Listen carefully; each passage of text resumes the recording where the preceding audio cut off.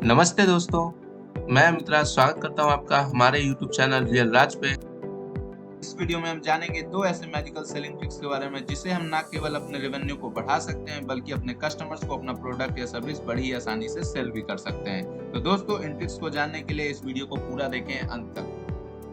तो दोस्तों, mister hall जो कि एक ऑल टाइम टॉप प्रोड्यूसर हैं सेलिंग में, वो बताते हैं अपने स्पीच में कि कैसे एक समय वे सेल्समैनशिप को क्विट तक करने वाले थे सेलिंग में अपने खराब परफॉर्मेंस के कारण, लेकिन तभी उन्हें पता चलता है कि वे सेलिंग में आखिर फेल हो क्यों रहे हैं। उन्होंने कहा कि वे कस्टमर्स को बहुत सारे पॉजिटिव स्टेटमेंट्स दे रहे थे ऑथर्स, और वहां पे सभी पे उपस्थित लोगों को ये रीजन अजीब लगा और सभी ने मिस्टर हॉल पर क्वेश्चंस बरसाना चालू कर दिया।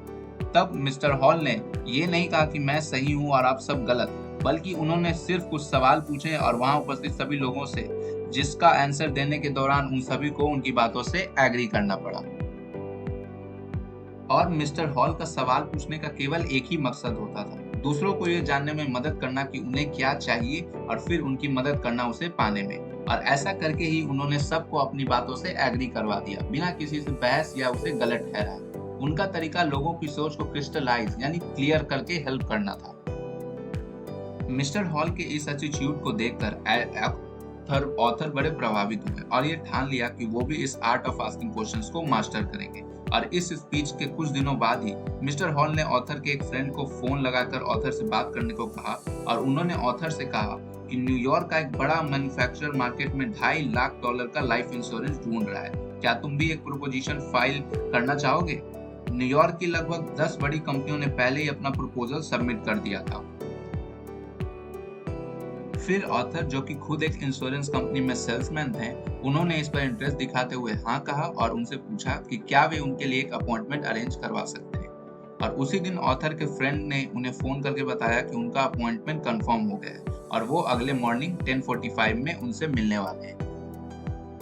अब ये सब सुनने के बाद ऑथर अपने डेस्क पर बैठ जाते हैं और सोचने लगते हैं कि अब कैसे क्या करना है। उनके माइंड में मिस्टर हॉल की वो बातें अभी भी थी। फिर उन्होंने ढेर सारे क्वेश्चंस तैयार किए और ऐसे क्वेश्चंस बनाए जो उस इंसान की थिंकिंग को क्रिस्टलाइज करके उन्हें डिसीजंस लेने में मदद कर सके। और उन्होंने 14 क्वेश्चंस को एक लॉजिकल सीक्वेंस में रीअरेंज कर दिया। और अगले सुबह ट्रेन से न्यूयॉर्क जाते वक्त ऑथर बार बार उन क्वेश्चंस को पढ़ रहे थे और पेंसिल्वानिया स्टेशन पहुंचते ही ऑथर बहुत ही एक्साइटेड हो गए और कॉन्फिडेंस से इतने भर गए कि उन्होंने न्यूयॉर्क के सबसे बड़े मेडिकल एग्जामिनर्स को फोन किया और उसी दिन 11:30 बजे एग्जामिनर के ऑफिस में अपने प्रोस्पेक्टिव कस्टमर की अपॉइंटमेंट फिक्स करवा दी बिना उनसे पूछे। अब अपने प्रोस्पेक्टिव कस्टमर के ऑफिस पहुंचने पर उन्हें अंदर बुलाया जाता है। फिर मिस्टर बूथ, जिन्हें इंश्योरेंस करवाना था, उन्होंने ऑथर को बिठाया और थोड़ा वेट किया, यह सोचकर कि पहले ऑथर को बोलने का मौका दिया जाए, लेकिन ऑथर ने उल्टा उनका वेट किया कि पहले वो कुछ बोले। फिर मिस्टर बूथ कहते हैं कि मिस्टर बेकर, मुझे लगता है आप अपना टाइम वेस्ट कर रहे हैं। फिर ऑथर पूछते हैं ऐसा क्यों भला?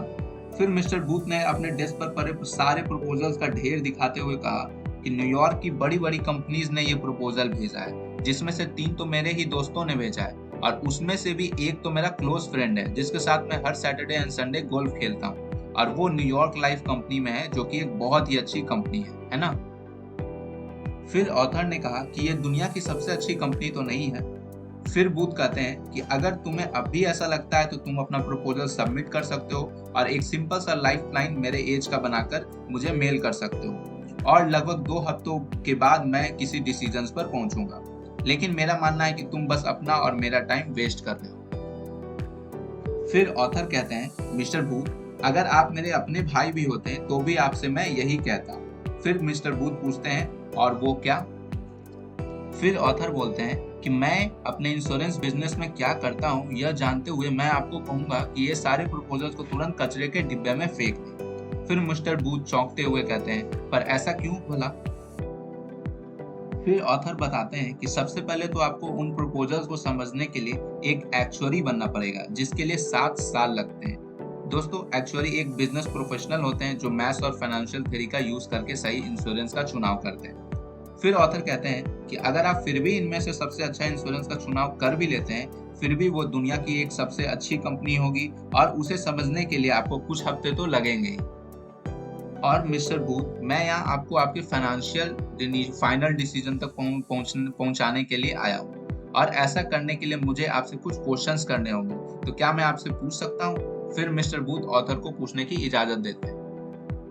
फिर ऑथर कहते हैं कि मुझे पता है कि ये जो $2.5 लाख का इंश्योरेंस है, इसकी पॉलिसी आपके क्रेडिटर्स को ही मिलने वाला है। दूसरे शब्दों में कहूँ तो जो आपको यह इंश्योरेंस दिलवा रहे हैं, उन्हें आप पर पूरा विश्वास है जब तक आप जीवित हैं। बट जैसे ही आपकी डेथ होती है तो उनका कॉन्फिडेंस आपकी कंपनी से कम हो जाएगा। क्या आपको ऐसा नहीं लगता?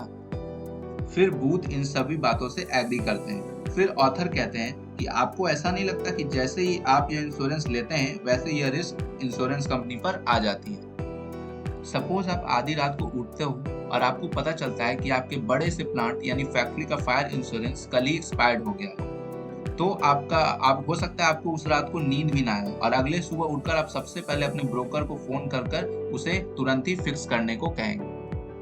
फिर बूथ कहते हैं जरूर मैं यही करूंगा। फिर ऑथर कहते हैं कि जिस तरह आपके क्रेडिटर्स को आपकी लाइफ इंश्योरेंस को महत्व दे रहे हैं, ठीक उसी तरह आप अपने प्लांट यानी फैक्ट्री को। तो क्या आपको नहीं लगता कि ये सब जानने के बाद आपके क्रेडिटर्स या इंश्योरेंस लोन कम या फिर तो पूरा ही मना कर सकते हैं?